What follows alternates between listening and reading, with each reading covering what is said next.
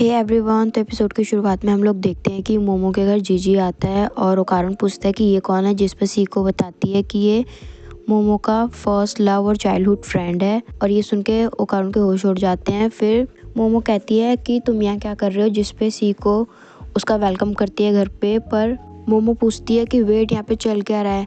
तो सीको कहती है कि यहाँ से हमारे साथ ही रहेगा। मोमो कहती है नहीं, ऐसा बिल्कुल नहीं हो सकता, ये हमारे साथ नहीं रह सकता। मोमो को उस पर इतना ज़्यादा गुस्सा आता है क्योंकि वो इतनी फालतू की हरकतें कर रहा था। पर ओकारुन उसको देखता है और उसको लगता है कि ये कितना ज़्यादा कूल है, दिखने में भी हैंडसम है, और अगर इसको मोमो ने पसंद करा है तो ज़रूर इसमें कोई ख़ास बात होगी। पर आयरा को ऐसा लगता है कि ये एक और डीमन है और मोमो डीमंस इकट्ठा कर रही है दुनिया को ख़त्म करने के लिए। इसलिए वो कहती है कि मैं तुम्हें ऐसा नहीं करने दूंगी, एक बारी इन एलियन से लड़ लूँ फिर अगला नंबर तुम्हारा ही होगा। और ये कह के यहाँ से भाग जाती है कि मैं अपनी आर्मी इकट्ठा करने जा रही हूँ। उसके बाद मोमो चिल्लाने लग जाती है कि ये क्या फालतू की हरकतें हो रही हैं आज। उसके बाद ओकारुन कहता है कि शायद अब मुझे भी घर जाना चाहिए, जिस पे जब वो जाने लगता है तो मोमो कहती है कि आज गुड बाय बोलने की तुम्हारी बारी है। फिर खाना खाते टाइम मोमो अपनी नानी से पूछती है कि ये यहाँ पे क्यों आया है, जिस पे जीजी खाना खाते टाइम कहता है कि आपने तो बहुत टेस्टी खाना बनाया है, और सीको उसको जीनियस बोलती है। फिर सीको बताती है कि उसके दोनों पेरेंट्स हॉस्पिटल में भर्ती है, इस वजह से ये यहाँ रुकने आया है। पर मोमो कहती है तो ये अपने रिलेटिव के घर भी तो जा सकता है, जिस पे उसकी नानी कहती है कि दूसरों की हेल्प करना अच्छी बात होती है। फिर बर्तन धोते टाइम मोमो कहती है कि तुम तो मेरे दोस्त भी नहीं थे बचपन में, हर टाइम मेरे मजाक उड़ाया करते थे, जिस पे हमें पता चलता है कि ये वही लड़का है जिसको फर्स्ट एपिसोड में दिखाया जाता है, जो कि मोमो का मजाक उड़ाता है। पर जीजी इस बात पे सॉरी बोलता है कि उसने बचपन में उसका मजाक उड़ाया। फिर वो कहता है कि मेरे को अब भूत दिखाई देते हैं। तभी एकदम से मोमो पूछती है क्या तुमने कोई गोल्डन बॉल उठा ली है। तो जीजी कहता है कि क्या तुम कोई डार्क जोक कर रही हो। तभी मोमो बोलती है नहीं कुछ नहीं, कोई बात नहीं। फिर जीजी बताता है कि मिडिल स्कूल में वो लोग एक माउंटेन साइड रहने लग गए थे, जहाँ पे उनका घर बहुत बड़ा था। पर वहाँ पे उसको कुछ अजीब सी एक्टिविटीज़ दिखाई देती थी, उसके बारे में वो अपने पेरेंट्स से ही बताता था, पर वो लोग उसकी सुनते नहीं थे। बाथरूम वगैरह में उसको बहुत अजीब सी चीज़ें दिखती थी और उसको वहाँ पे रोज़ कोई भूत दिखाई देता था, पर वो अपने आप से ही झूठ बोलता था कि नहीं उसने कुछ नहीं देखा। पर धीरे धीरे सब क्लियर होने लग गया और उस दिन से उसको वो भूत रोज़ दिखाई देता है। वो बताता है कि उसी दिन से उसकी पेरेंट्स की तबीयत भी बहुत ज़्यादा ख़राब रहने लग गई थी। उसने बड़े बड़े स्पिरिट मीडियम्स को उन्हें दिखाया, पर कोई फ़ायदा नहीं हुआ, और उनमें से 3 स्पिरिट मीडियम ने तो सुसाइड कर लिया और अपनी जान दे दी। जिसके बाद उन्होंने कहा कि सीको ही तुम्हारी आखिरी उम्मीद है। जिसके बाद मोमो कहती है फिर से तुम सही जगह आए हो, मेरी दादी तुम्हारी हेल्प ज़रूर करेगी। जिस पे हमें पता चलता है कि जीजी को अभी तक पता ही नहीं था कि सीको मोमो की दादी है। फिर जीजी मोमो से फिर से माफ़ी मांगता है उसका स्कूल में मजाक उड़ाने के लिए, पर मोमो उसको माफ़ कर देती है। कहती है कोई बात नहीं, तुम उसकी टेंशन मत लो और तुम्हारी प्रॉब्लम भी सॉल्व हो जाएगी। जिस पे सीको कहती है कि मैं कुछ नहीं कर सकती, शायद तुम भूल गई हो कि मेरी पावर सिर्फ इस सिटी के अंदर ही काम करती है, ये काम मोमो को ही करना होगा। और जीजू को अचानक से ही भूत दिखने लग गए थे, तो इसमें ज़रूर उस गोल्डन बॉल का कोई ना कोई कनेक्शन होगा। जीजू को कहती है कि अगर तुम उसकी हेल्प करोगी तो तुम जितनी कहोगी मैं उतनी तुम्हें यूनिफॉर्म्स ला कर दूंगी। फिर अगले दिन जीजी मोमो के स्कूल में शिफ्ट हो जाता है और टीचर बताता है कि ये जीजी है और इसके पेरेंट्स हॉस्पिटल में हैं, तो ये बहुत दुखी है और हमें इसकी हेल्प करनी चाहिए। और हम देखते हैं कि जीजी तो लड़कियों पे लाइन मारता रहता है एक के बाद एक।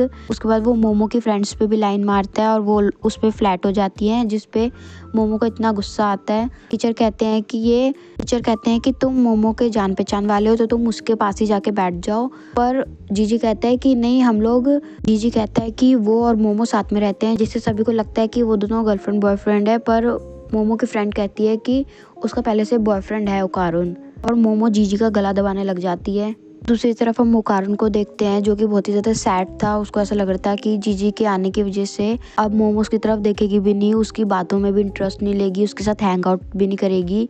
ये सब सोचते सोचते लंच टाइम हो जाता है। फिर ओकारुन खाना नहीं खाता, सीधा वर्कआउट करने चला जाता है। वो कहता है कि मुझे वर्कआउट पे अपने ज़्यादा ध्यान देना चाहिए। पर तभी मोमो वहाँ पे आ जाती है और वो कहती है कि मैं तुम पे नज़र रखने आई हूँ कि आयरा के साथ कुछ कांड ना करो। और ये देख के कि मोमो वहाँ पे आई है, ओकारुन झाड़ियों में गिर जाता है। फिर मोमो पूछती है कि तुमने खाना खा लिया है, तो ओकारुन कहता है नहीं, जिस पे मोमो कहती है कि तुम्हारे दोनों हाथ बिजी है तो मैं तुम्हें खिला देती हूँ। और ये सोच के ओकारुन बहुत खुश हो जाता है। तभी वहाँ पे जीजी आ जाता है जो कि मोमो की फेवरेट कोल्ड ड्रिंक लेके आया हुआ था। ये देख के मोमो बहुत खुश होती है और उससे बातें करने लग जाती है, पर ओकारुन को अच्छा नहीं लगता, इसलिए वो वहाँ से जाने लग जाता है। कहता है कि अगर मोमो इसके साथ खुश है तो ये ठीक है, मैं यहाँ से चला जाता हूँ। फिर तभी वो वहाँ से जाता है तो वो देखता है एक साइंस लैब से एक स्केलेटन भागने लग जाता है और उसकी तरफ ही आ रहा होता है बहुत तेज स्पीड में। देख के ओकारुन इतना ज़्यादा डर जाता है और भागने लगता है वहाँ से, पर स्केलेटन धक्का मार के वहाँ से साइड हो जाता है। उस स्केलेटन उसको धक्का मार के वहाँ से भागने लग जाता है और तभी वो मोमो के पास आता है, पर जी को लगता है कि मोमो के पास कोई पावर्स नहीं है और वो उसको पकड़ लेता है और दोनों गिर जाते हैं। जैसे ही वो स्केलेटन मोमो के ऊपर से कूदता है तो मोमो उसके नीचे गोल्डन बॉल देख लेती है, जिसको देख के मोमो को ऐसा लगता है कि ये ओकारुन की बॉल है और वो उसको पकड़ने लग जाती है, पर जीजी ने उसे पकड़ा हुआ था, इस वजह से मोमो अपने साइकिंग हैंड से उसको पकड़ लेती है। वो पुतला रुकता नहीं है, भागता रहता है और ओकारुन देखता है कि जीजी और मोमो उसके पीछे भाग रहे हैं, जिस वजह से वो भी अपना टर्बो ग्रैनी वाले रूप में आ जाता है और उसको पकड़ने के लिए भागने लग जाता है। भागते भागते मोमो और जीजी एक बस से टकराने वाले होते हैं, तभी ओकारुन उन्हें बचा लेता है और अपनी पीठ पे बैठा लेता है, जिसपे जीजी कहता है कि हमें एक मॉन्स्टर ने पकड़ लिया। तो मोमो कहती है चुप कर गधे, ये मॉन्स्टर नहीं है कोई, ये वही हमारा फ्रेंड है जो मेरे घर पे था कल।